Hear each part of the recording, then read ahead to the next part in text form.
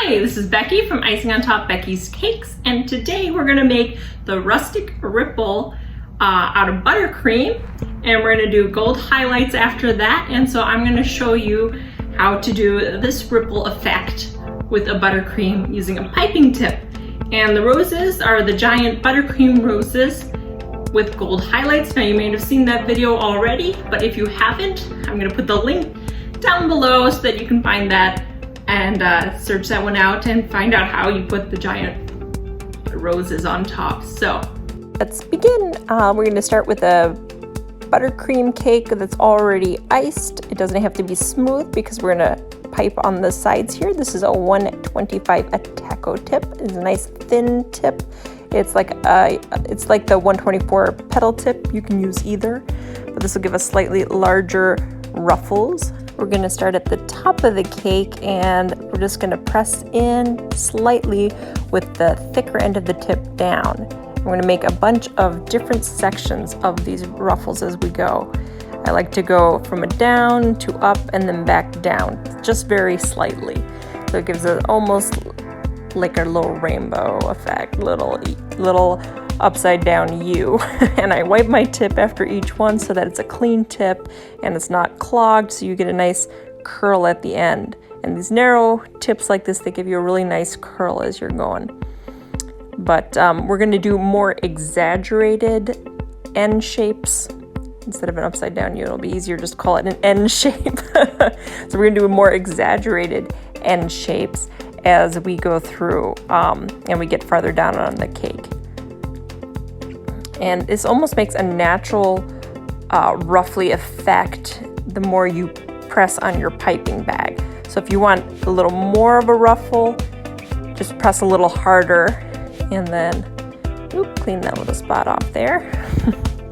And if you want less of that ruffle, just spin your board a little faster and make sure that you don't pipe too much or too hard. So the harder you press on your bag, the more ruffly it is, and the less pressure you give your bag, the less of the ruffle you'll have. Now, since I was going for more of a rustic look, I want some of them to be a little more ruffly than others. I want to add a really unique set. I don't want the straight ruffles for this. I mean, you can, if you're wanted to do the straight ruffles, you just go straight all the way around and make sure that you just keep your lines really straight. In fact, like a little cake scraper that is like a comb could help you keep those lines completely straight. But this one, as I said, you're gonna go more drastically with those end shapes as we go on, because we're just making it look like it's wrapped around in a different way, almost like mummified. That's not exactly the pretty look or term I was going for, but kind of like you're mummifying the cake. But we're TPing the cake. That's also another pretty term. But so we're just gonna keep going around and giving it a lot of interest. That's the look. That's what I'm going for, interest in your cake. And so that's why you have different kinds of ruffles, different placements of it, and you can really have fun with this as you go around. So as you can see, again, the narrow end is up and is slightly pulled away from the cake, and the more you pull the narrow end towards you, the more it'll come out. So if you really want each ruffle to be different, just pull that narrow end more towards you as you go, but always making sure the thicker end is against the cake so that it has something to stick to.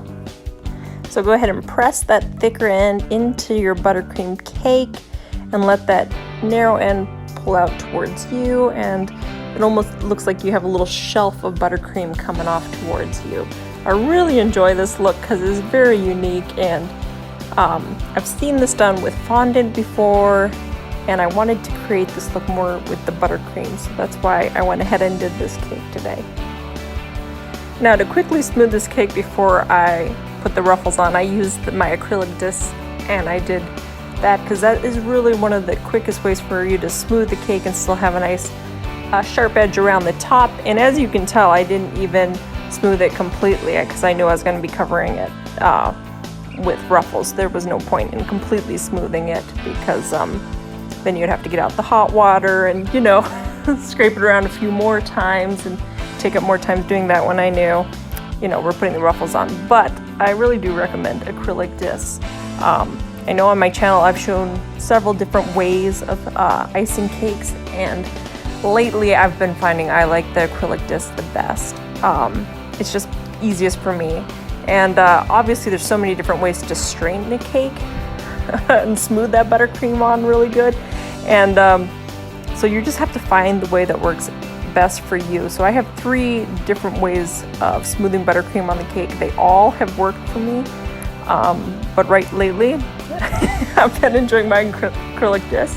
If you don't want to buy acrylic disc, but you still want that sharp edge around the top, the upside down flip method is a great way to do it too. I do that method in the Enchanted Forest tutorial, so if you want to look that up, that one's really fun. Or if you're just looking for the very basic way of how to frost your cake, I have that in the basic cake decorating tutorial on how to release, level, and frost a cake. So that's a fun tutorial too. So now, as you can see, I'm doing even more drastic ends with my buttercream. I'm just gonna call them ends because that's kind of how they are. So yeah, it's a little more drastic as I get to the middle, because then I have more room to work and more space that I can make these a little more drastic here in the middle. But yeah, I'm having fun just piping these on every which way. I really like how much you can personalize this kind of cake. But yeah, again, if you're looking for the straight ruffle effect, you know, a comb is one of the best ways to go about that, because then you actually have those lines in there and you can see exactly where you want to put each ruffle to get them exactly straight all the way around.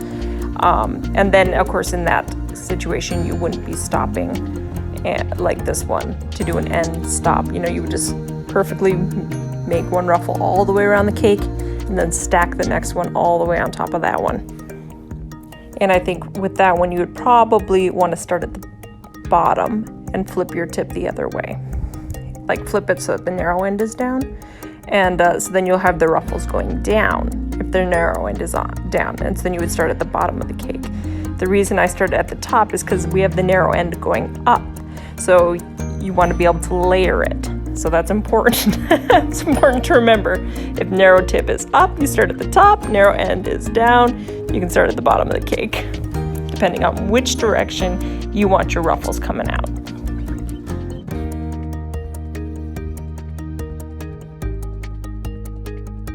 Now, since I used a crusting buttercream, it is crusted by now, so I can go ahead and paint these gold highlights on. Whereas if you have not used a crusting buttercream, go ahead and pop it in the freezer for like 20 minutes till that buttercream is firm before you start painting away. If you want my recipe, it's the vanilla buttercream recipe that's on my channel. It's called the mock vanilla buttercream recipe. It's because I use high ratio shortening instead of butter. But yeah, that is the recipe I used for this, but any other crusting buttercream you could do this with as well. And for the gold highlights, what I am using is from the Sugar Art store. I'm using the Wedding Gold Sterling Pearl, or you can use whatever edible gold luster dust you have. I've just thinned mine out with a little bit of vodka to make it into a paint so I can paint it on my cake. What else can you use besides vodka? Let's see. Clear vanilla extract has alcohol in it as well. But don't worry, any of these alcohols, they evaporate. So you don't have to worry about telling the person you're making the cake from, you know, don't get drunk on this cake. But no, it evaporates, no worries. There's no alcohol actually in it once it's evaporated. So you can go ahead and paint away. And I'm just concentrating on all the edges. That just really highlights them. Yes, it accents them so that you can really see the detailing. That's one of the things I really like about gold highlighting, is then you can really see the detailing. It really brings attention to all those details.